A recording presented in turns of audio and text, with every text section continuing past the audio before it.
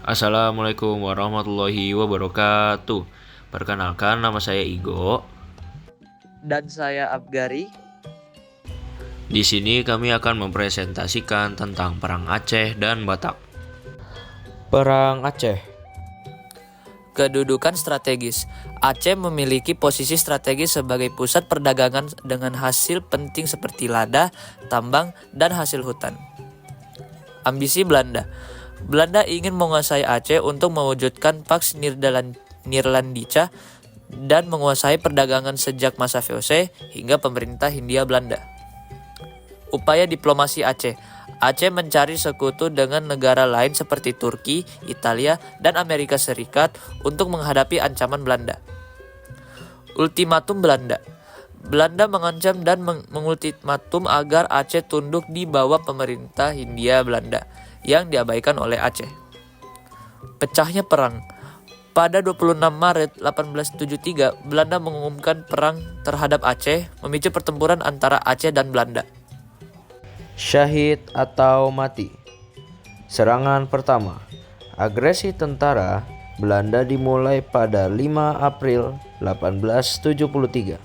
Dipimpin oleh Jenderal Mayor J.H.R. Kohler, pasukan Aceh yang terdiri dari ulebalang, ulama, dan rakyat memberikan perlawanan sengit meskipun Belanda menganggap Aceh lemah secara politik dan ekonomi.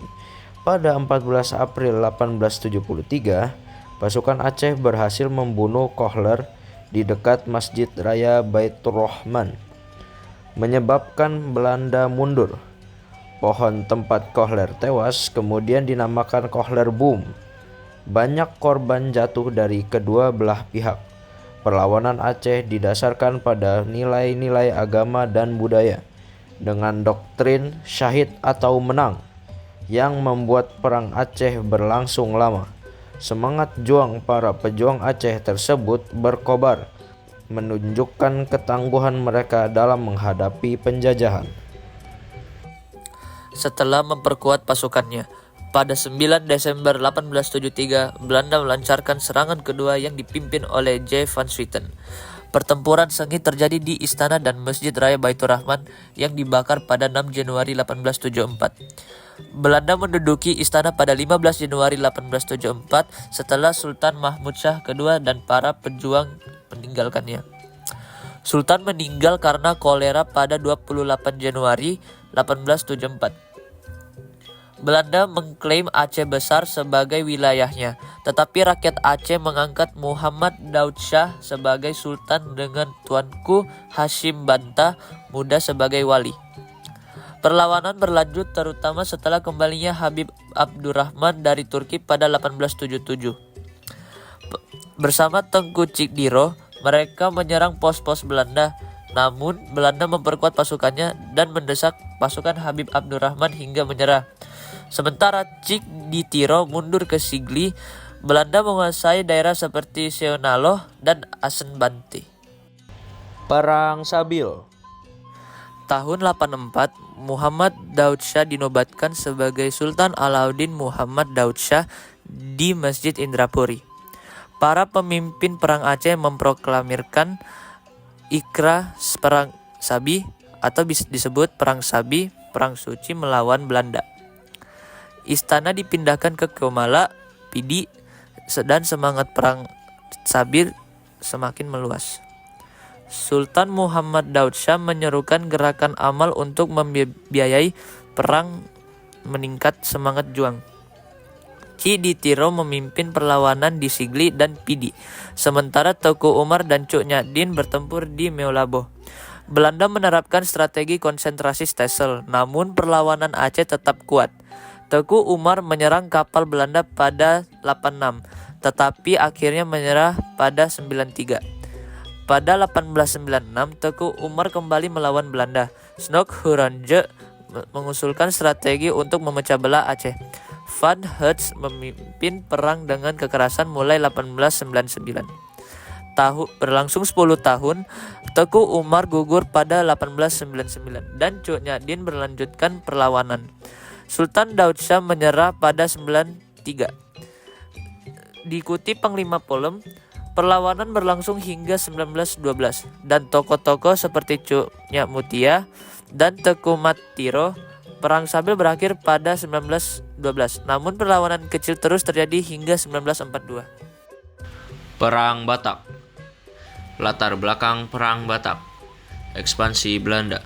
Setelah Perang Padri, Belanda memperluas pengaruhnya ke tanah Batak, Mandailing, Angkola, Padang Lawas, Sipirok, Tapanuli. Ancaman bagi Sisingamangaraja ke-12. Ekspansi ini menjadi ancaman serius bagi kekuasaan Raja Batak, Sisingamangaraja ke-12. Penyebaran agama Kristen. Dominasi Belanda disertai dengan penyebaran agama Kristen yang ditentang oleh Sisingamangaraja ke-12. Kampanye anti-kristenisasi. Pada tahun 1877, Sisingamangaraja ke-12 berkampanye keliling untuk menghimbau masyarakat mengusir para Zending. Pengusiran dan penyerbuan. Kampanye ini menyebabkan pengusiran dan penyerbuan pos-pos Zending di Silindung. Reaksi Belanda. Pada 8 Januari 1878, Belanda mengirim pasukan untuk menduduki Silindung, memicu Perang Batak. Setelah Perang Padri, Belanda memperluas pengaruhnya ke tanah Batak, termasuk Mandailing, Angkola, Padang Lawas, Sipirok, dan Tapanuli, yang menjadi ancaman bagi Raja Batak, Sisingamangaraja ke-12. Ekspansi ini disertai penyebaran agama Kristen yang ditentang oleh Sisingamangaraja ke-12 karena khawatir akan menghilangnya tatanan tradisional.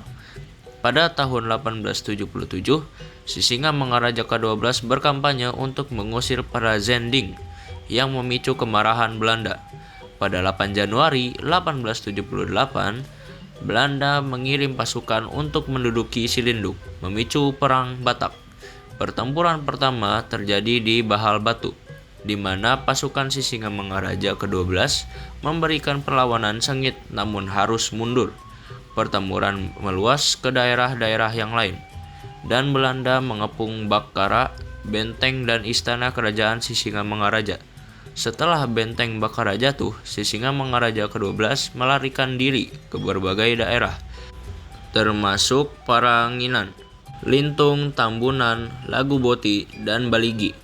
Pada Juli 1889, Sisingamangaraja ke-12 kembali melawan Belanda di Huta Puong, namun jatuh ke tangan Belanda pada 4 September 1899.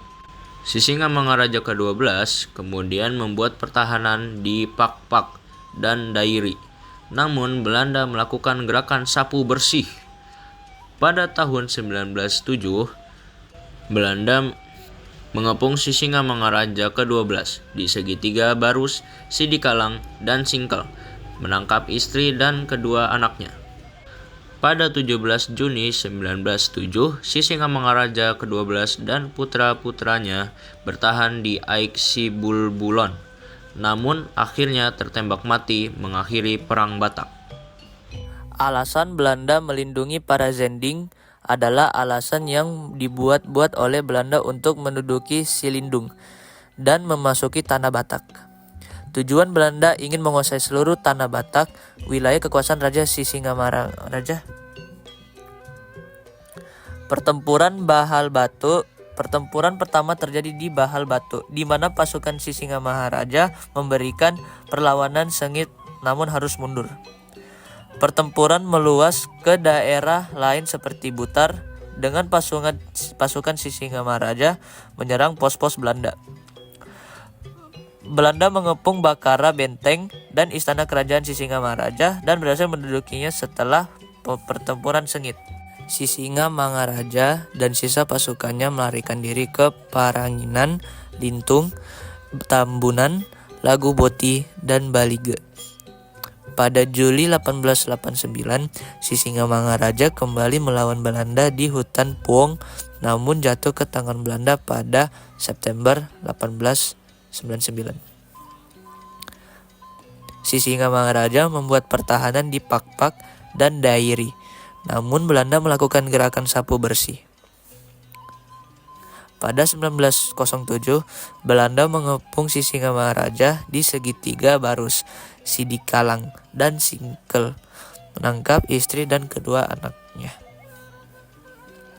Kematian Sisingamaraja pada 17 Juni 1907 dan putranya bertahan di Aik Sibulbulon, namun akhirnya tertembak mati, mengakhiri Perang Batak. Sekian, terima kasih.